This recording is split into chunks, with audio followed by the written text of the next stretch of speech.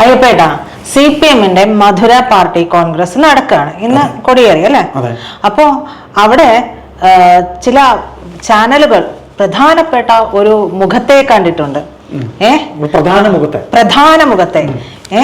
അത് ആരാണെന്ന് വെച്ചിട്ടുണ്ടെങ്കിൽ ശ്രീമതി വീണയാണ്. അതായത് വീണ എന്ന് പറയുമ്പോ അതെ, വീണ ജോർജ് എന്ന് ആരും കണക്ക് കൂട്ടല്ലേ, വീണ വിജയൻ, ടി വീണ ആണ് ഉള്ളത്. തൈക്കണ്ടിയിൽ വീണ. അപ്പോ അവർ വന്നു. അപ്പൊ ഞാനിതൊന്നും ആദ്യമായിട്ടൊന്നും അല്ല വരുന്നത് എന്നാണ് പറഞ്ഞിരിക്കുന്നത്, ഭവതി പറഞ്ഞിരിക്കുന്നത് അങ്ങനെയാണ്. അപ്പൊ ആ കൂട്ടായിട്ട് മറ്റേ നമ്മുടെ വാഴക്കുല ചിന്തയും ഉണ്ട്. ഞാൻ ചോദിക്കുന്ന ചേട്ടാ, അവർക്കുള്ള പേരതാണ്. ഞാൻ പെട്ടെന്ന് ആൾക്കാർക്ക് ഓർമ്മ വരണമെങ്കിൽ അത് പറയണം, അതുകൊണ്ട് പറഞ്ഞതാ. അപ്പോ പാർട്ടിക്കകത്ത് നിരവധി ആരാധകരുടെ ഒരു വ്യക്തിയാണ് ഒരു ചിന്ത. എന്ത് കണ്ടിട്ട് ആരാധന? എന്തായാലും അപ്പൊ ഞാൻ പറഞ്ഞു വന്നത് വീണയുടെ കാര്യം. വീണ ആദ്യമായിട്ടൊന്നുമല്ല വരണേ എന്ന് പറയാം. ചിലപ്പോ കൊച്ചിലെ അച്ഛന്റെ കൈ പിടിച്ചൊക്കെ വന്നിട്ടുണ്ടാവാം. അതിനു മുമ്പ് വീണ വന്നൊരു ചരിത്രം എന്റെ ഒരു ഓർമ്മയിലില്ല കേട്ടോ, അതുകൊണ്ട് ഞാൻ പറഞ്ഞതാണ്. അപ്പൊ വീണ വരുമ്പോൾ എന്തിനാണ് ഈ സമയത്ത് ഈ പാർട്ടി കോൺഗ്രസിൽ വീണ അവിടെ നിറസാന്നിധ്യമായിട്ട് തേജോമയമായിട്ട് അവിടെ വിളങ്ങി നിൽക്കുന്നത് എന്നാണ് ചേട്ടന് തോന്നുന്നത്? വീണ ഈ വീടിന്റെ ഐശ്വര്യം. മാറ്റി അതെ അത് ബഹുമാനപ്പെട്ട മുഖ്യമന്ത്രി പിണറായി വിജയൻ എന്ന് പറയുന്ന വ്യക്തി പാർട്ടിയിൽ വന്നിട്ട് ഏതാണ്ട് 50 വർഷത്തിനടുത്ത് വരെ ആയിരിക്കുന്നു. അപ്പൊ തറ പന ഒക്കെ മോൾ എഴുതി പഠിച്ചത് അച്ഛൻ്റെ കൂടെ പാർട്ടി കോൺഗ്രസിൽ വന്നെന്നാണ് എന്ന് പറയാതിരിക്കുന്നത് നമ്മുടെ ഭാഗ്യം. അങ്ങനെയാണെന്ന് ഇനി പറയാത്തത് കാലയളവിൽ മെമ്പർഷിപ്പ് ഒക്കെ എടുത്ത് കാണിക്കൂട്ടോ. അല്ല, മെമ്പർഷിപ്പ് ഉണ്ടോ ഇല്ലെന്നല്ല. പാർട്ടി എന്ന് പറഞ്ഞാൽ പിണറായി വിജയൻ എന്ന് പറഞ്ഞാൽ പാർട്ടി. അപ്പൊ അദ്ദേഹത്തിന്റെ മകളെന്ന് പറയുമ്പോൾ നിങ്ങളൊന്നും ചോദിക്കേണ്ട കാര്യമല്ല. ഞാൻ പാർട്ടി അതിൽ പറഞ്ഞതിൽ അതിശയിക്കാനില്ല എന്നാണ് പറഞ്ഞത്. അതില് മറ്റൊരു സംഗതി എന്ന് പറഞ്ഞാൽ എനിക്ക് തോന്നിയത്, പിന്നെ അച്ഛൻ ഇങ്ങനെ, അതായത് പാർട്ടിയുടെ സമ്മേളനം എന്ന് പറയുമ്പോൾ ഇപ്പൊ അവരെല്ലാം ഇന്നലെ നമ്മൾ ഒരു വിഷയം സംസാരിച്ചു പറഞ്ഞു, പാർട്ടിയാണ് ഇവരെ അധികാരികളാക്കുന്നത്. അതായത് CPM എന്ന് പറയുന്ന പാർട്ടി ജനങ്ങൾക്കിടയിൽ നിന്ന് ഇത്രയും സീറ്റോടുകൂടി ജയിച്ച് ആ സീറ്റ് കിട്ടിയതിൽ ആദ്യം പാർട്ടി നിയോഗപ്പെടുത്തുകയാണ്. പിണറായി വിജയൻ, നിങ്ങൾ നമ്മുടെ പാർട്ടിയിലെ സർക്കാർ ഉണ്ടാക്കാൻ നിങ്ങളെ നിയോഗിക്കുന്നു എന്ന് പറഞ്ഞ് പിണറായി വിജയൻ ഏൽപ്പിക്കുകയാണ്. അല്ലാതെ പിണറായി വിജയൻ സ്വമേധയാ ഞാൻ അധികാരി ജയിച്ചു എന്ന് പറഞ്ഞ് എനിക്ക് ആകണം, മുഖ്യമന്ത്രി ആകണം എന്നല്ല. പാർട്ടി നിയോഗിച്ച ഒരു വ്യക്തിയാണ്. അപ്പൊ അദ്ദേഹം പാർട്ടി നിയോഗിച്ച വ്യക്തി എന്ന രീതിയിൽ അദ്ദേഹം പാർട്ടിയുടെ ഇത്തരം കാര്യങ്ങളൊക്കെ ചെയ്യുമ്പോൾ അദ്ദേഹത്തിന്റെ ഈ പറയുന്ന പിന്നെ പാർലമെന്ററി തലത്തിലെ കാര്യങ്ങൾ ഇപ്പൊ വന്നിരിക്കുന്ന ബാലഗോപാല്, രാജീവ്, പിന്നെ ആരൊക്കെ മന്ത്രിമാരുണ്ടോ CC-യിലുള്ളവർ, അവരിപ്പോ തൽക്കാലം വെറും പാർട്ടി മെമ്പർമാരാണ്. തൽക്കാലമല്ല, പാർട്ടി കോൺഗ്രസ് ഇന്നലെ കൊടി ഉയർന്ന മൂലം അവർ ഫുൾ പാർട്ടിക്കാരായി. പാർട്ടിയുടെ യോഗങ്ങളിൽ പാർട്ടി പറയുന്നത് കേട്ട് പാർട്ടി അച്ചടക്കമുള്ള പാർട്ടിക്കാരാണ്. അത്രയും ദിവസം ഉണ്ണുന്നതും ഉറങ്ങുന്നതും ശ്വസിക്കുന്നതും പാർട്ടി. അങ്ങനെ പറയുമ്പോൾ പാർട്ടിമയം, സർവത്ര പാർട്ടിമയം. അപ്പൊ ഈ 4 ദിവസം പാർട്ടിയായിട്ട് അച്ഛൻ ഇരിക്കുമ്പോൾ അച്ഛനെ ഒരു വേള മകൾ ഇടയ്ക്കിടയ്ക്കൊന്ന് നോക്കണം. കാര്യം അച്ഛൻ ഈ പാർട്ടി ക്ലാസ്സിലും പാർട്ടിയിലൊക്കെ ഇങ്ങനെ ഇരുന്ന് കഴിയുമ്പോഴേ എന്റെ മറ്റേ SFIO അന്വേഷണമൊക്കെ ഞാനാകപ്പാടെ അച്ഛൻ എന്റെ കാര്യങ്ങളൊക്കെ ഒന്ന് ഓർത്തുകൊണ്ട് വേണം.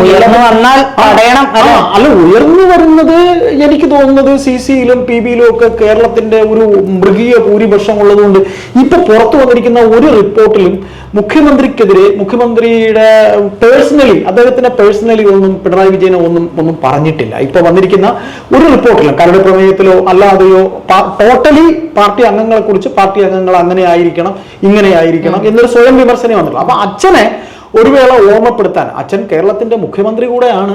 അപ്പൊ മുഖ്യമന്ത്രിക്ക് കിട്ടുന്ന പവർ, ഇപ്പോ ഭരണത്തിലിരിക്കുമ്പോൾ പാർട്ടി സെക്രട്ടറിക്ക് പവർ ഉണ്ട് എന്ന് തെളിയിച്ച ആളാണ് പിണറായി വിജയൻ. അതായത് VS അന്ന് മുഖ്യമന്ത്രിയാണ്. അന്ന് VS-നെ വരച്ച വരയിൽ നിർത്താനായിട്ട് ഇയാൾ കാണിച്ച മേടുകളൊക്കെ എല്ലാവർക്കും അറിയാം. പക്ഷെ അത് സമ്മതിക്കണം കേട്ടോ, ഒരു പാർട്ടി സെക്രട്ടറിയുടെ പാർട്ടി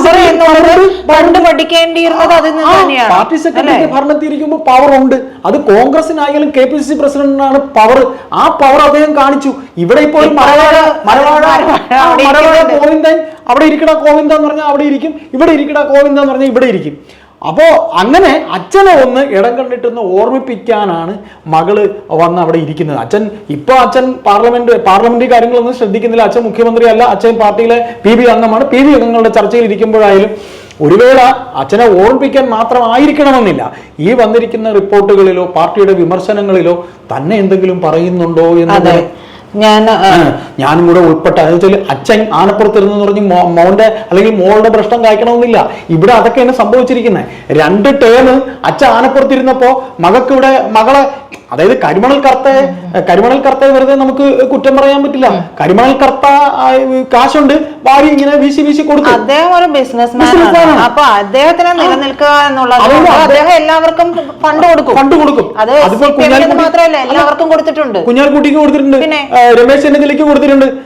സമ്മതിച്ചു. പക്ഷെ PV മാത്രം സമ്മതിച്ചിട്ടില്ല. അത് ഞാനല്ല. അതാണ് മുഖ്യമന്ത്രി പിണറായി വിജയൻ എന്ന് പറയുന്ന വ്യക്തി. അതാണ് അത് നമ്മൾ പല ചർച്ചകളിലും പല കാര്യങ്ങളിലും നമ്മൾ സംസാരിച്ചു പറഞ്ഞിട്ടുണ്ട്. അതായത് തന്നിലേക്ക് അന്വേഷണം നീളാൻ സാധ്യതയുള്ള ഒരു കാര്യവും പിണറായി വിജയൻ അടുപ്പിക്കുക അതിനുള്ള ബുദ്ധി അദ്ദേഹത്തിനുണ്ട്. അത് അദ്ദേഹം വഴിതെറ്റിച്ച് വിടും. ആ കുന്തമുന തന്നിലേക്ക് വരാതിരിക്കാനുള്ള ഒരു ബുദ്ധി, ഒരു രാഷ്ട്രീയക്കാരന്റെ മെയ്വഴക്കം അദ്ദേഹത്തിന്റെ കാലങ്ങളായി അദ്ദേഹത്തിനുണ്ട്. അതാണ് അദ്ദേഹത്തെക്കുറിച്ച് എതിർപക്ഷത്തുള്ള ശത്രുപക്ഷത്തുള്ള രാഷ്ട്രീയക്കാർ നിരീക്ഷിച്ചിട്ടുള്ളത്. അതിന് ഉദാഹരണം ടി പി വധമൊക്കെ ശരിക്കും പറഞ്ഞാൽ രമ എന്ന അദ്ദേഹത്തിന്റെ വിധവ എത്രയെങ്കിലും തവണ പറഞ്ഞിട്ടുണ്ട്. ആ കൂരമ്പ്, ആ അന്വേഷണത്തിലേക്കുള്ള വഴി നേരെ പോകുന്ന സെക്രട്ടേറിയറ്റിൽ നോർത്ത് ബ്ലോക്കിൽ ഇരിക്കുന്ന ഒരാളിലേക്ക് എത്തിയില്ല എന്നായപ്പോൾ അത് ചർച്ച മാറ്റി വിട്ടില്ലേ എന്ന് ചോദിച്ചു.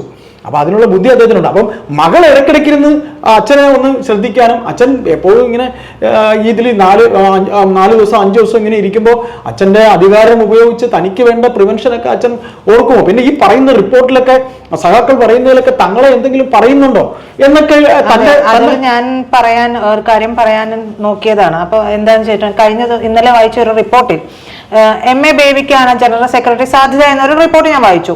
അപ്പോൾ അതിങ്ങനെ വായിച്ചു വരുമ്പോൾ അതിൽ പറയുന്ന ഒരു കാര്യം, പാർട്ടി പ്രവർത്തകരുടെ അതായത് ഈ നേതാക്കളുടെയൊക്കെ ഉള്ളിൽ ഈ CMRL കേസ് എന്താകും എന്നുള്ള ഒരു ഭയമുണ്ട്, ആശങ്കയുണ്ട്. അപ്പോ അങ്ങനെ ഒരാളെ വീണ്ടും നിലനിർത്തുക, പ്രത്യേക ക്ഷണിതാവായിട്ടാണെങ്കിലും നിലനിർത്തുകയാണെങ്കിൽ അത് എത്രത്തോളം പാർട്ടിയെ ബാധിക്കും? അതായത് പാർട്ടി ഈ പറയുന്നത് പോലെ ഒരു ശോഷിച്ച അവസ്ഥയിലേക്ക് എത്തിക്കഴിഞ്ഞു. ഇനിയെങ്കിലും ഈ ഒരു അതായത് ഈ തല ഇനിയെങ്കിലും മാറേണ്ടത് ഒരു വിഭാഗം നന്നായിട്ട് ആഗ്രഹിക്കുന്നുണ്ട്. അപ്പോ ഈ പറയുന്ന CMRL-ഉമായിട്ടുള്ള ചർച്ചയോ മറ്റോ വരികയാണെങ്കിൽ ചേട്ടൻ പറഞ്ഞതുപോലെ അത് വീണയ്ക്ക് കൂടി അതിന്റെ ഒരു ഭയമുണ്ട്. അതിനെ അച്ഛൻ എങ്ങനെ പ്രതിരോധിക്കും, എങ്ങനെ അച്ഛൻ അവിടെ അതിനെ കൈകാര്യം ചെയ്യുമെന്നുള്ളൊരു ചർച്ച ആശങ്കയുണ്ട്. കാരണം ഈ പറഞ്ഞ പോലത്തെ റിപ്പോർട്ടിൽ പറയുന്നത് ഇൻ കേസ് CMRL-ന്റെ നടപടികൾ പൂർത്തിയാകുമ്പോൾ ഇതൊരു സ്വയം വിമർശന വേദിയാണ്. അതെ. അപ്പൊ കേരള ഘടകമോ അല്ലെങ്കിൽ പോട്ടെ മറ്റ് സംസ്ഥാനങ്ങളിലെ ഘടകങ്ങളോ ഈ കേരള ഭരണത്തിൽ ഇരിക്കുന്ന ഏക സംസ്ഥാനത്തെ മുഖ്യമന്ത്രിയുടെ മകൾക്കെതിരെ വന്നിട്ടുള്ള അലിഗേഷൻ പറയുമോ എന്നുള്ള മകൾക്കൊരു ആശങ്കയുണ്ട്.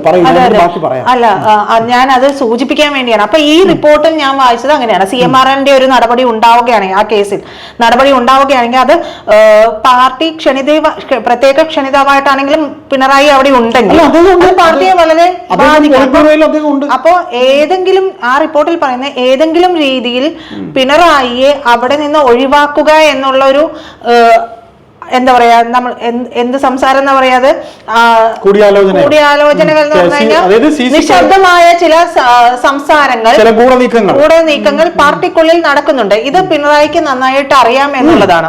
അപ്പൊ അതിനെ തടയാനുള്ള ഒരു സമ്മർദ്ദവും അതിനെ എങ്ങനെയാണ് നോക്കിക്കാണുക എന്നുള്ളതും മകൾക്കൊന്നും ചെയ്യാൻ കഴിയില്ല. മകള് പാർട്ടി മെമ്പർ അല്ലല്ലോ, ഭർത്താവ് പാർട്ടി മെമ്പർ ആയിരിക്കാം.